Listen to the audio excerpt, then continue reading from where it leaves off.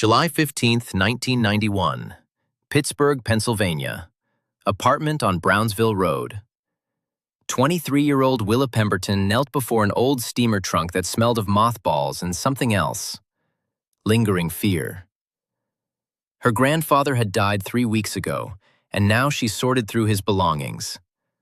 Among faded photographs, yellowed newspapers, and old railroad tickets, she found a thick ledger bound in brown leather. Opening the first page, she read the careful handwriting. Connellsville Station, 1941 to 1953. Records of station agent Pemberton, Clifford, Matthias. Willa flipped forward. Columns of dates, train numbers, arrival and departure times. Nothing unusual. She was about to set the ledger aside when she noticed a strange detail. Certain lines were marked with crosses. Red crosses. She returned to the first marked entry. August 23, 1941. Train number 4478. Arrived 3:15 a.m. Departed 4:40 a.m. 23 boxcars. No manifests. No passengers. Cargo. Furniture, rugs, dishes, clothing. Received by Fletcher S. Stannard. Willa frowned. Another red line followed. September 14, 1941.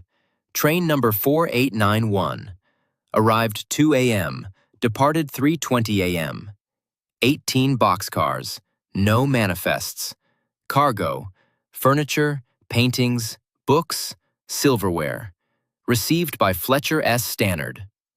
And more. And more. 47 red crosses over 12 years. The last, March 5, 1953. Willa turned the ledger over. On the final page, written in a trembling hand, was a list. 60 surnames. Beside each, an address. Pittsburgh, Philadelphia, Baltimore, Portland. And one short phrase at the bottom. Handed everything to Fletcher. Forgive me. Willa felt her spine turn cold. Fletcher S. Stannard. She knew that name. Everyone in Allegheny County knew it. 85 years old, war industry veteran, former station master, author of the memoir Rails of Victory, recipient of the county's Distinguished Citizen Award. His portrait hung in the courthouse. A street in the Hill District bore his name. Every Memorial Day, he spoke to school children about ensuring uninterrupted rail service during the war.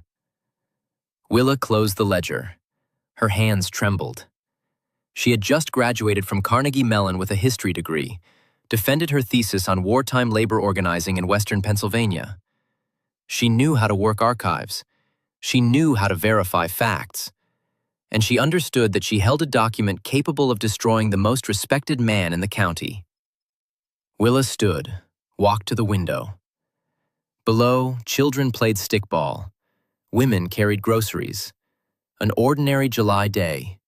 Sunny, warm, peaceful. And she held a ledger that smelled of death. She remembered her grandfather. Clifford Matthias had drunk his entire life. Quietly, methodically, without drama. Every evening he sat at the table, poured himself whiskey, and drank until he fell asleep in the kitchen. Grandmother Evelyn had long accepted it, only sighing and covering him with a blanket. Willa remembered once, she was 10 then, asking why he drank.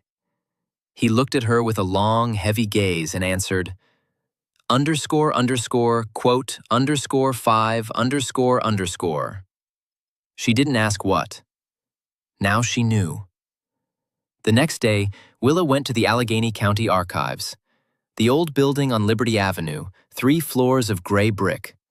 She knew the place well, had spent the last 2 years there working on her thesis. The reading room supervisor, Dorothy Holbrook, greeted her with a smile. "Willa, didn't expect to see you so soon. Defended your thesis and already missed the archives?" Willa nodded, unsure how to explain the real reason. "Miss Holbrook, I need records on wartime arrests and detentions. Case files for those prosecuted under the Espionage Act and Smith Act during 1941 to 1953. For Allegheny, Philadelphia, and Baltimore counties." Dorothy frowned. Heavy topic, but we have those collections. Not everything's declassified, though. What specifically are you looking for?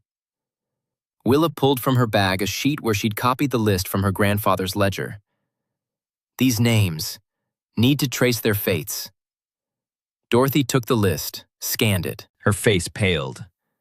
Where did you get this? From my grandfather's papers. He was a station agent at Connellsville. Dorothy was silent for a long while, then shook her head. Do you understand what you found? Willa nodded. I understand. That's why I came. Dorothy sighed. All right, I'll give you access. But be careful. This isn't just history. These are living people, or rather, those who remain after them. The work took 3 weeks. Willa came to the archives every day at 9 and left at 9. She pulled files on each name from the list, first checking the federal prosecution records, then FBI case files recently partially declassified under FOIA requests. The first name, Dubrowski. Address, Pittsburgh, Liberty Avenue, number 17, apartment 3. Willa found case file number 8845. Dubrowski, Samuel Morris, born 1889, design engineer at Westinghouse Electric Corporation. Arrested August 15, 1941, charged with espionage on behalf of Germany under the Espionage Act. Convicted in closed tribunal August 18, 1941. Sentenced to death. Died of heart failure in federal detention August 20, 1941, 1 day before scheduled execution. Wife Rachel Simone, born 1892, homemaker, arrested as co-conspirator. Died of pneumonia in detention September 2, 1941. 2 children, daughter Ellen, born 1920, and son Raymond, born 1923, relocated to War Relocation Authority Camp in Wyoming, August 23, 1941. Willa wrote it down. The relocation date matched the first red cross in her grandfather's ledger. August 23, 1941. Train number 4478. She took the next name. Kraus.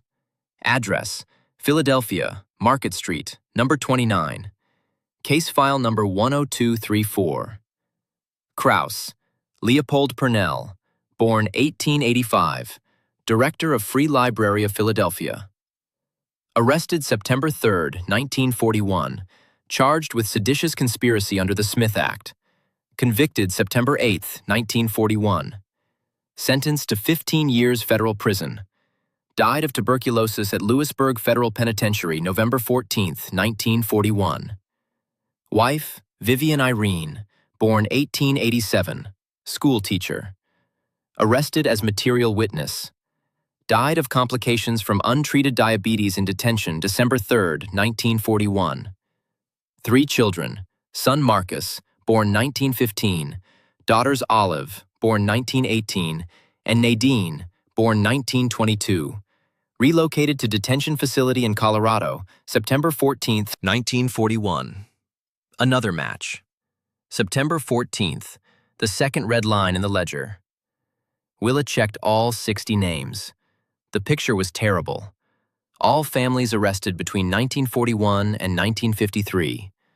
All heads of households convicted under wartime security laws. The Espionage Act, the Smith Act, the Alien Registration Act. Most died within months of arrest. Heart attacks, strokes, pneumonia, tuberculosis, complications from chronic conditions left untreated. Some lasted longer in federal prisons. A few committed suicide. None survived their full sentences. All families stripped of property under the Trading with the Enemy Act and subsequent asset seizure orders. All property removed from residences within 3 days of arrest. And all property passed through Connellsville Station, where it was received by Fletcher S. Stannard. 47 trains. 60 families. Thousands of pieces of furniture, paintings, books, rugs, dishes, silver, clothing. All vanished without trace. Willa understood she needed to find relatives, those who survived. She started with the Dubrowskis. According to archival records, daughter Ellen and son Raymond were relocated to Heart Mountain Relocation Center in Wyoming. Willa wrote a letter to the Wyoming State Archives with an inquiry. The response came a month later. Ellen Simone Dubrowski died in 1987, but left a son, Irving Vincent Novak, born 1948, living in Casper. Willa wrote him a letter. The response came unexpectedly fast, within 2 weeks. A letter on 3 pages, written in large, uneven handwriting. Willa reread the letter 3 times. Stocky railroad worker with reddish mustache. She remembered her grandfather's photographs. He was exactly like that. Stocky, mustached, always with a hand-rolled cigarette in his teeth. She folded the letter, filed it away. She needed to continue. She wrote 26 more letters to relatives of other families from the list. Found addresses through archives, directory services, contacts in other cities. Received 11 responses. All identical. All remembered furniture being hauled out, apartments sealed, property loaded into boxcars. Several people mentioned Connellsville Station as an intermediate point. One respondent, Zev Arkady Friedman, 59, former detainee at Tule Lake, wrote that his father was convicted in 1949, died in Alcatraz Federal Penitentiary from a fall in the prison workshop 6 months into his sentence, and the family's property, antique furniture, book collection, and paintings, was loaded into boxcars and shipped to unknown destination. He was a teenager then, 17, remembered everything. __quote _17 ___. Willa set the letter aside. Stannard. Not the first mention. She decided to check his biography. Went to the Carnegie Library, found the book, quote, 18, published 1985. An entire chapter devoted to Fletcher S. Stannard. Quote, 19. Willa read on. The book quoted Stannard's memoir. Connellsville Station was a strategic junction. Trains carrying munitions to ports, wounded to hospitals, relocated persons to designated facilities passed through. We worked day and night. No weekends, no vacations. I personally supervised every train, every bill of lading. My task was to ensure everything ran on schedule, that not one boxcar was lost, not one shipment missing. And we succeeded. During 4 years of war, over 2,000 trains passed through our station. Not one delay, not one error. Willa smirked. Not one error. 47 trains with property of convicted families, and not one error. She decided to meet with relatives she'd found. First to arrive was Tamara Lynn Kaplan, daughter of the Krauses who died in detention in 1941. Now 70, she lived in Philadelphia, worked her whole life as an engineer at RCA. They met in a cafe near Penn Station. Tamara brought an old photo album. Willa nodded. Tamara set down her cup. Tamara's face darkened. Know it. Everyone in Pennsylvania knows it. The railroad hero. The war veteran. Willa pulled the ledger from her bag. This belonged to my grandfather. He was station agent at Connellsville. He recorded everything Stannard received. 47 trains, 60 families, thousands of items, all vanished. Tamara took the ledger, opened it, ran her finger down the columns. Found the date. September 14th, 1941. Her breath caught. This is the day they took us. I remember the date because it was Mother's birthday. She turned 54. We were supposed to celebrate. Instead, we were put in a truck and driven to the station. She looked up at Willa. What do you plan to do with this? Willa answered quietly. Find the truth. Publish it. Return what can be returned. And hold accountable those responsible. Tamara smiled bitterly. Stannard's 85. Even if you prove everything, what will happen? A trial? Prosecution? He'll die before it ends. Willa shook her head. It's not about punishment. It's about memory. About not letting lies become truth. Tamara nodded slowly. Then I'll help. Tell me what you need. Over the next 6 months, Willa collected testimonies from 37 relatives of the convicted families. All confirmed the same pattern: arrest, conviction, death in detention or prison, property seizure, relocation of surviving family. All property passed through Connellsville, all received by Fletcher Stannard. She tried finding where the property went afterward, but hit a wall. No records, no documents, no traces. It was as if thousands of items simply dissolved into air. Then she got lucky. In the Baltimore County Archives, she found a folder marked Unclaimed Property Auctions, War Years. Inside were inventories of auctions held in 1942 to 1953. Sales of furniture, paintings, books, silverware. Buyers listed by initials only. But one detail caught her attention. All auctions took place in a warehouse in McKeesport, Pennsylvania. Warehouse owned by Allegheny Storage Company. She checked ownership records. President and sole stockholder, Fletcher S. Stannard. Willa felt her heart racing. She ordered copies of all auction documents. There were 47 files. Each corresponded to one train from her grandfather's ledger.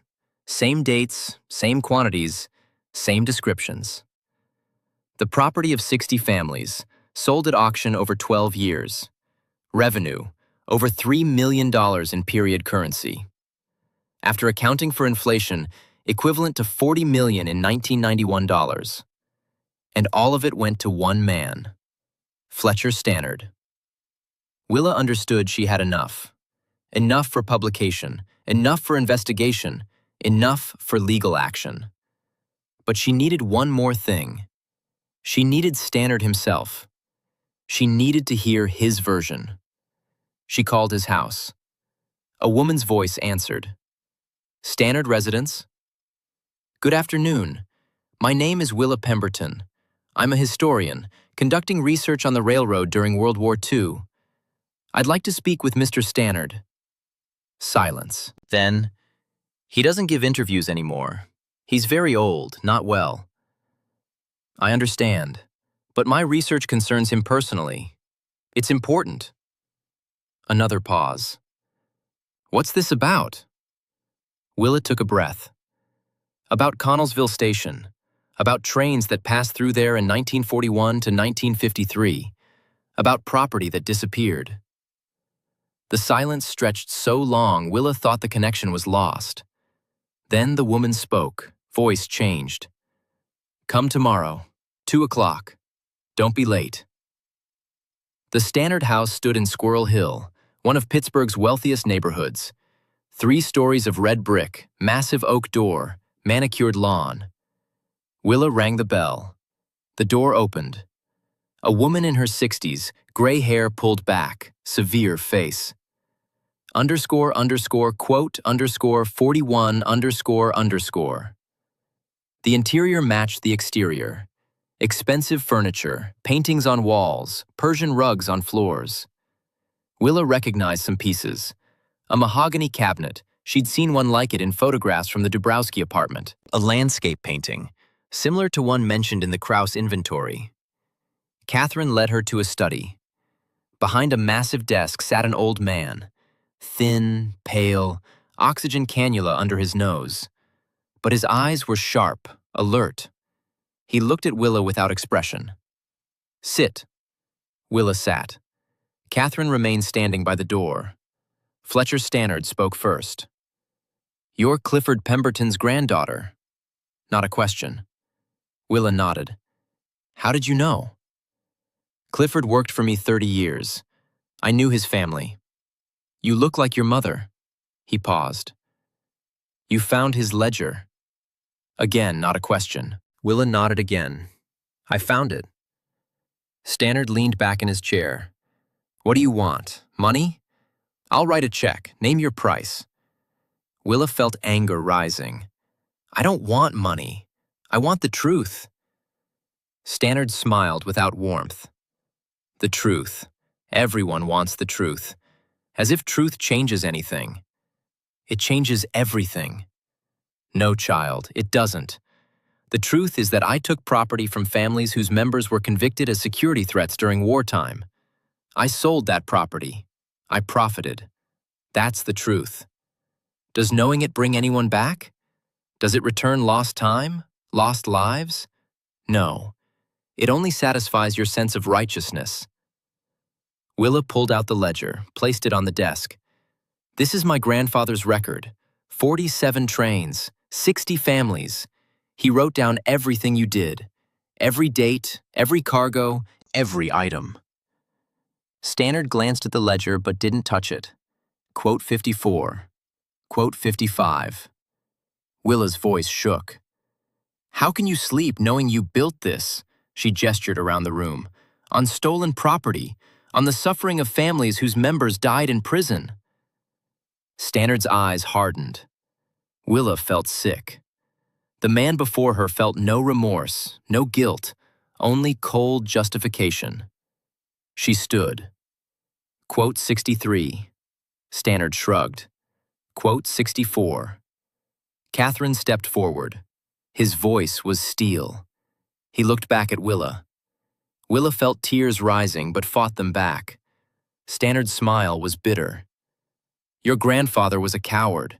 If he wanted truth, he should have spoken up then. Not written it in a secret ledger and drunk himself to death. He was complicit, just like everyone else. He was afraid. Everyone was afraid. That's no excuse. Willa picked up the ledger. I'm done here. She turned to leave. Catherine followed her to the door. In the hallway, away from her father, she whispered, Please, publish it. He deserves to face what he did. I've lived my whole life in his shadow, knowing something was wrong but never daring to ask. Now I know, and I want the world to know too. Willa looked at her. Catherine's eyes were wet. 76. Willa left. Outside, she breathed deeply, trying to calm her shaking hands. She had everything she needed. The ledger, the auction records, the testimonies, even Stannard's own admission.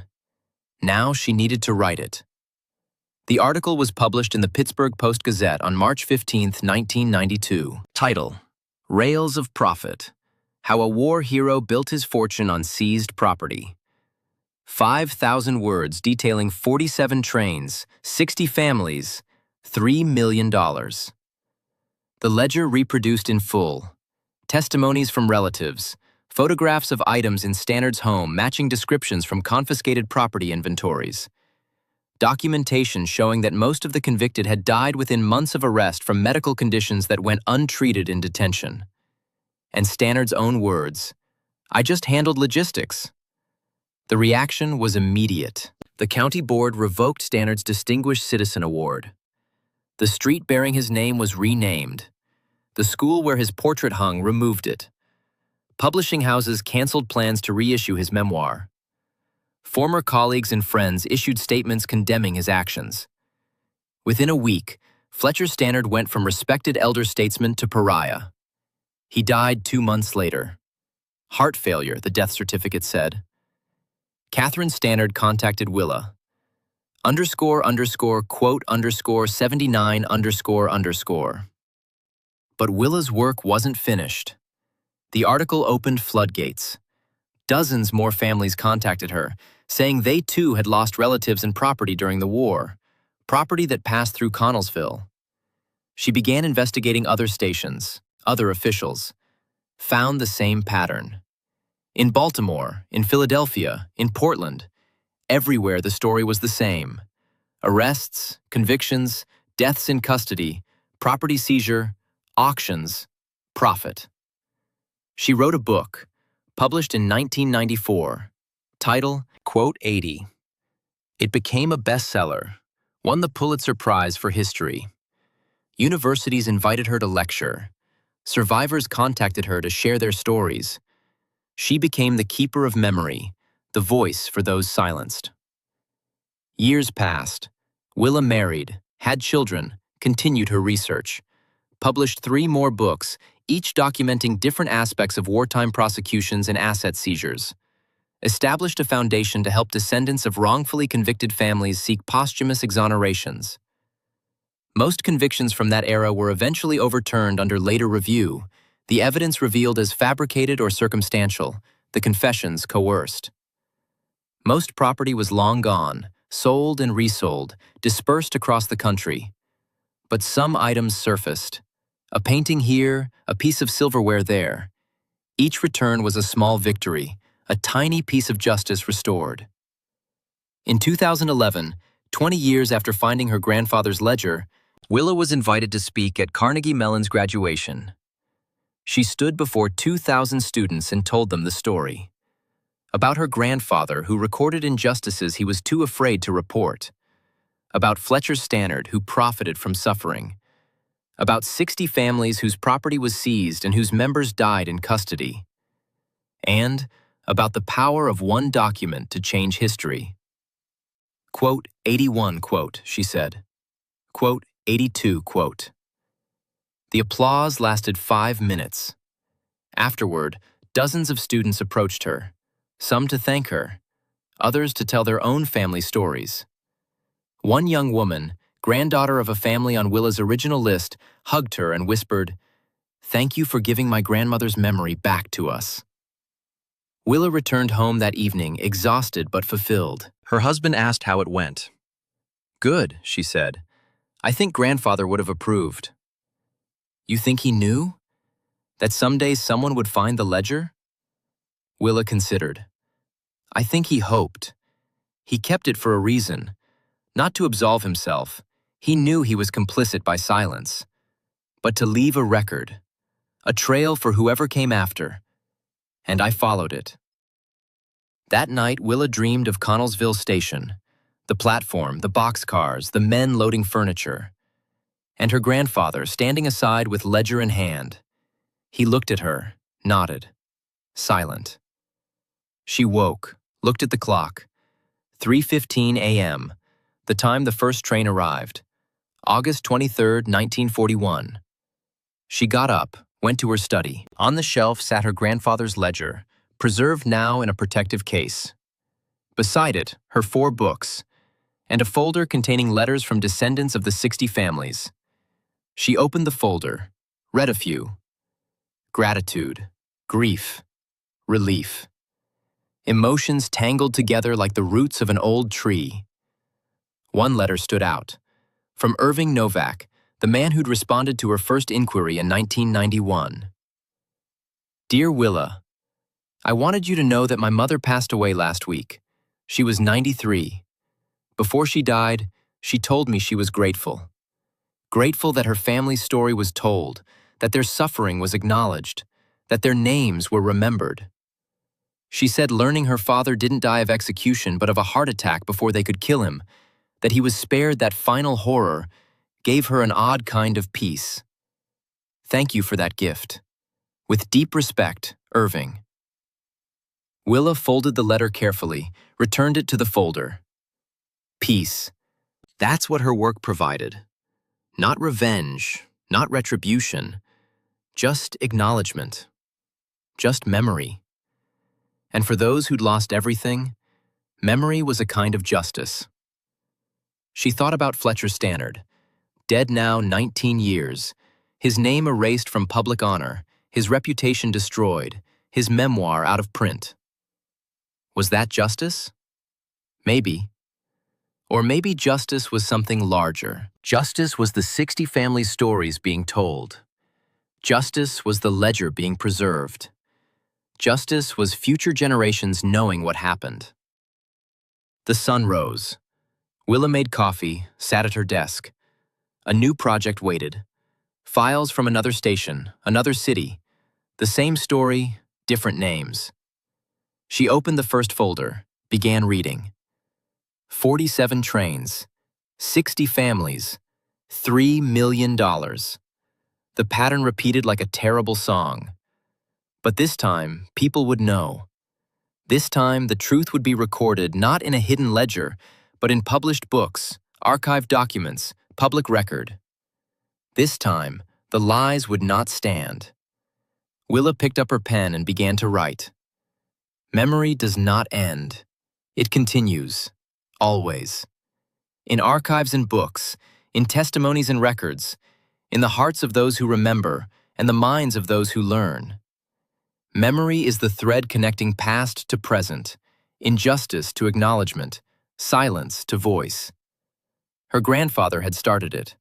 One ledger, kept hidden for 50 years. Willa continued it. 4 books, hundreds of lectures, thousands of letters.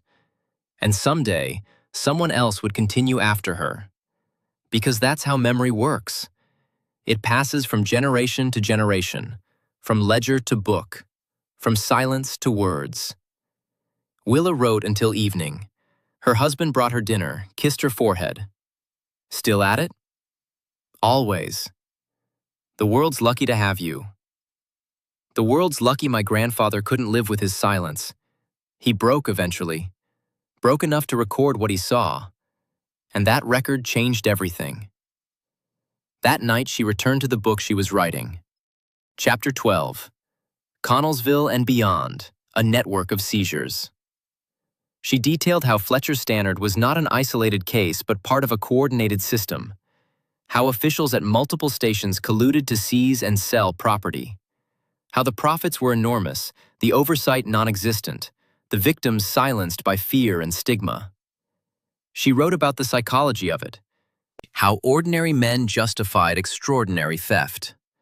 How they convinced themselves they were simply following legal procedures, doing their jobs, serving national security.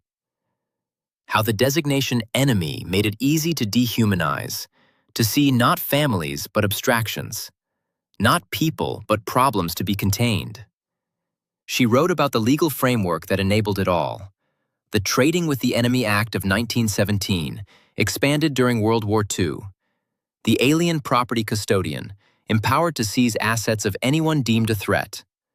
The closed military tribunals where evidence was classified and defendants had limited rights to counsel. The bureaucratic machinery that turned human tragedy into administrative procedure. She wrote about specific cases. The Weissman family of Baltimore, father convicted of spreading defeatist propaganda, died of a stroke in detention 3 weeks after arrest. Mother died of grief 2 months later. 3 children dispersed to different foster homes, lost contact with each other for 40 years. Their property, a successful tailoring business, a house filled with books and musical instruments, auctioned off for a fraction of its value. The buyer? Fletcher Stannard, through a shell company. The Rossetti family of Portland, father accused of sabotaging war production at a shipyard where he worked as a welder. The evidence? He'd complained about unsafe working conditions and encouraged fellow workers to demand protective equipment. Convicted under a broad interpretation of the Smith Act, died in prison of complications from a workplace injury that had never properly healed. Wife and 4 children relocated to an internment facility in Idaho.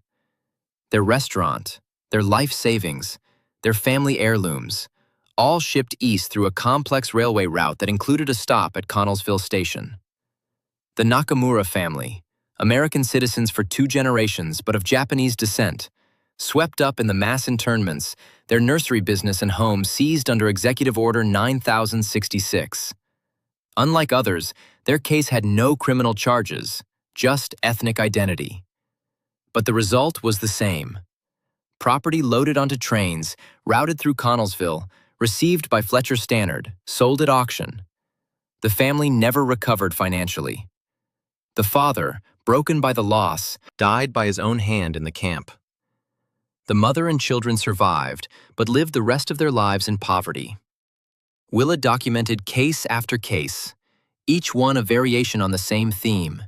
Fear used as justification, law twisted into weapon, property transformed into profit. And through it all, men like Fletcher Stannard, operating in the shadows of legitimacy, enriching themselves while cloaking their actions in patriotic duty.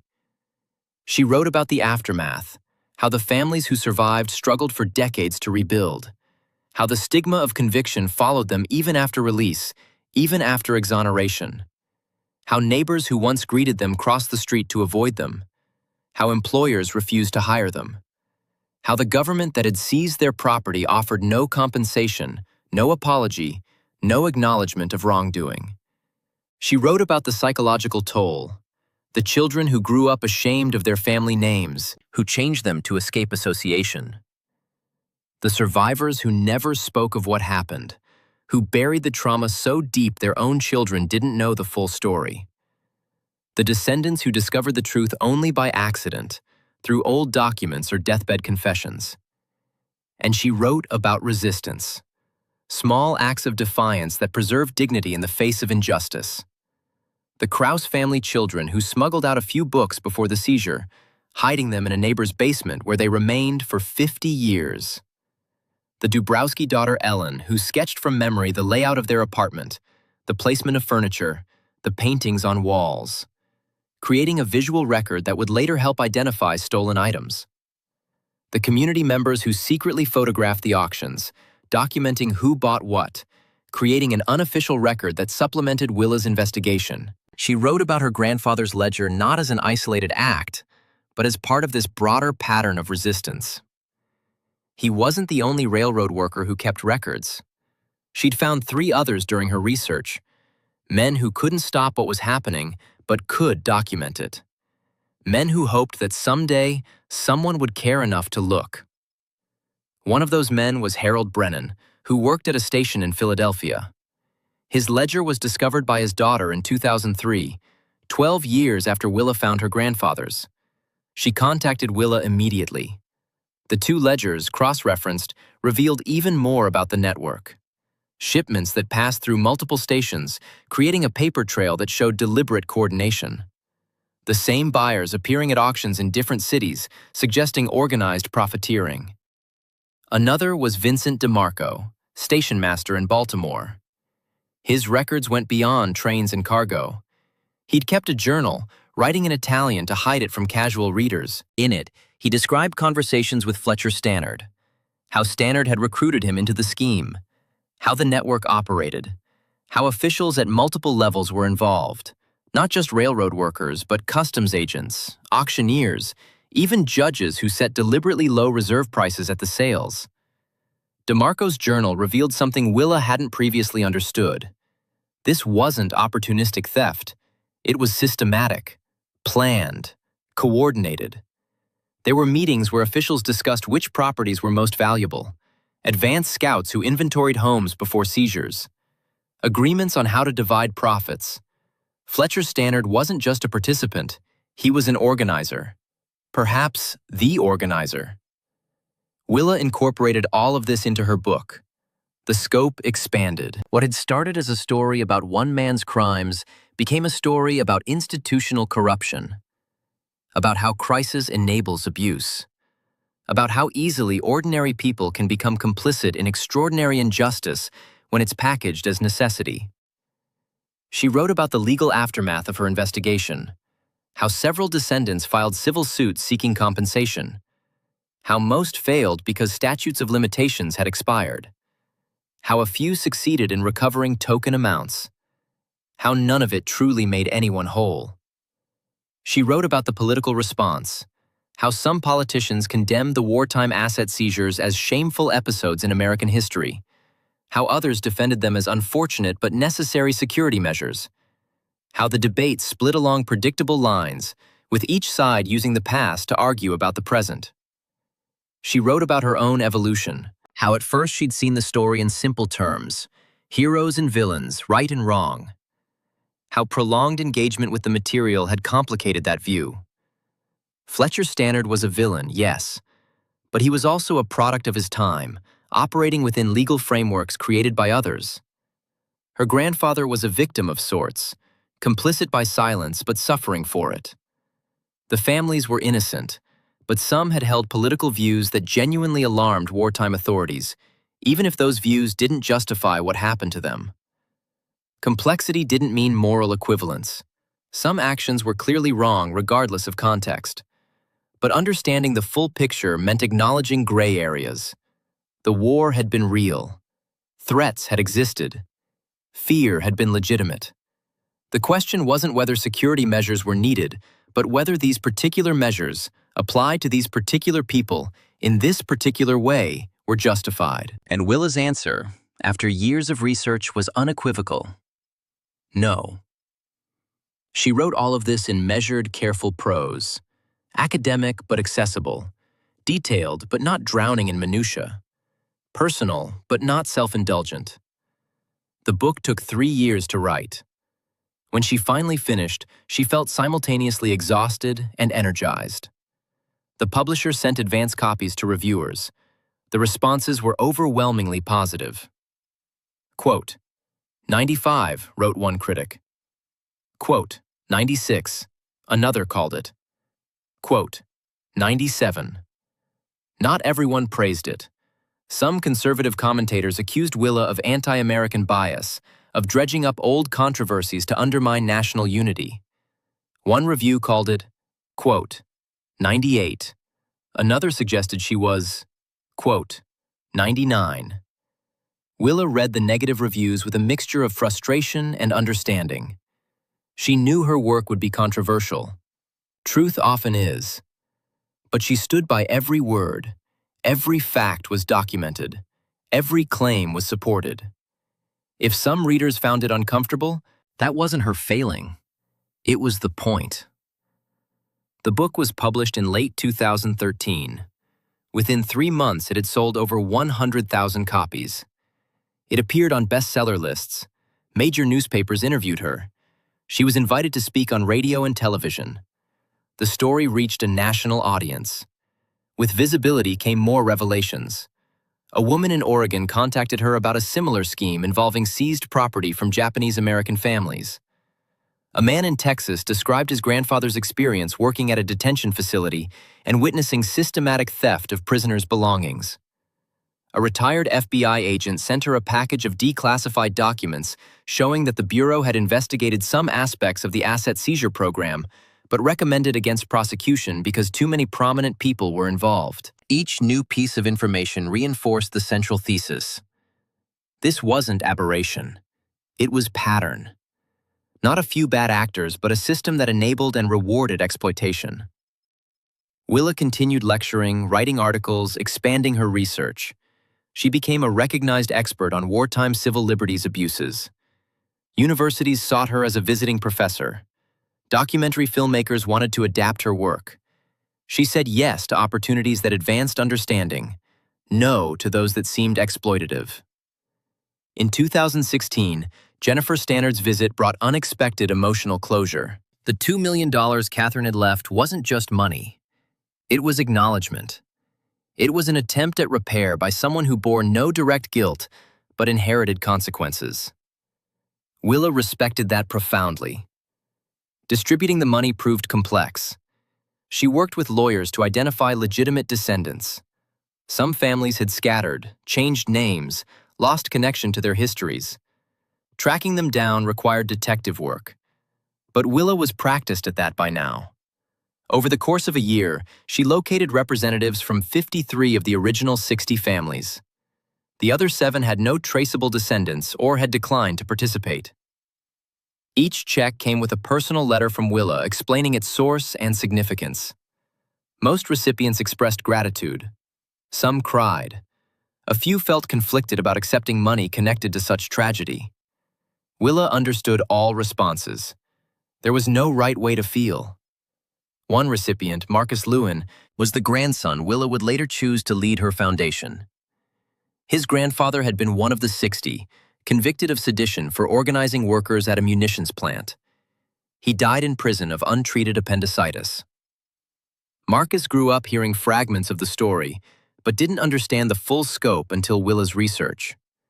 The money he received, $35,000 based on his grandfather's estimated property value, went toward his graduate education in history. He credited Willa with showing him that scholarship could serve justice. When Willa handed leadership of the foundation to Marcus in 2020, she felt confident in her choice. He had the skills, the commitment, and the personal connection to the work. More importantly, he understood what she'd learned over decades. This work was never finished.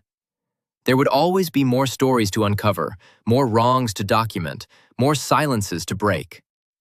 Willa's semi-retirement was busy in its own way. She organized her personal archive, decades of correspondence, research notes, interview transcripts.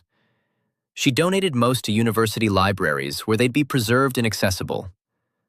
Some materials she kept private, respecting confidences from survivors who'd shared painful memories but didn't want them publicly attributed.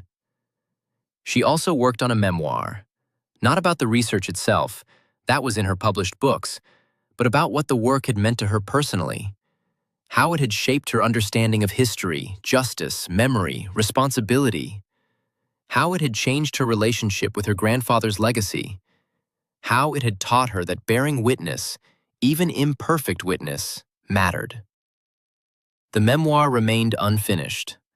Writing about herself proved harder than writing about others. She'd circle back to it periodically, add a chapter or revise an existing one, then set it aside for months. Maybe it would never be published. That was okay. Some writing is for the process, not the product. In July 2024, on the anniversary of finding her grandfather's ledger, Willa returned to Pittsburgh and visited Connellsville Station. It was smaller than she remembered, more run down. Freight traffic had declined. The old platforms where her grandfather stood were cracked and weedy. But the building remained, converted into a small museum celebrating local railroad history. She went inside. The curator, a young woman named Amelia, recognized her. "Dr. Pemberton, I've read all your books. It's an honor." They talked for an hour. Amelia showed her exhibits about the station's wartime role. One section, added after Willa's research became public, addressed the asset seizures. It included a photograph of Fletcher Stannard with text explaining his crimes. It also featured a photograph of Clifford Pemberton with text crediting his ledger as the key piece of evidence. Willa stood before her grandfather's photograph for a long time. He looked so young. This must have been taken in the 1940s, during the period he was recording the trains. His expression was serious, almost sad. She wondered if he'd known then what he was documenting would someday matter, or if he'd simply felt compelled to record without hope of consequence. Amelia said. She led Willa to a small alcove. On a pedestal sat her grandfather's ledger, the original, in a climate-controlled display case. Beside it was a plaque. Gift of Dr. Willa Grace Pemberton. This ledger, kept in secret for 50 years, became the foundation of one of the most important historical investigations of wartime injustice in American history. Willa felt tears rising. She'd donated the ledger 2 years earlier, knowing it belonged in a public space, not in her personal collection. But seeing it here, in the very station where it had been created, felt right. Full circle. When her daughter Celia took it to the National Archives later that year, it would be scanned and digitized, made accessible to researchers worldwide. But this physical object would remain at Connellsville, where her grandfather had worked, where he'd witnessed, where he'd recorded. She touched the glass case gently. "Thank you, grandfather," she whispered. "You did enough. You did more than you knew." Amelia tactfully stepped away, giving Willa space. After a while, Willa composed herself and left the museum. Outside, she stood on the platform. A freight train rumbled past, slow and long. She imagined her grandfather standing in this exact spot 73 years earlier, watching a different train, knowing what was inside those boxcars, powerless to stop it but determined to remember. Memory does not end, she thought. It continues. From grandfather to granddaughter, from ledger to book, from silence to voice, from past to future. Always.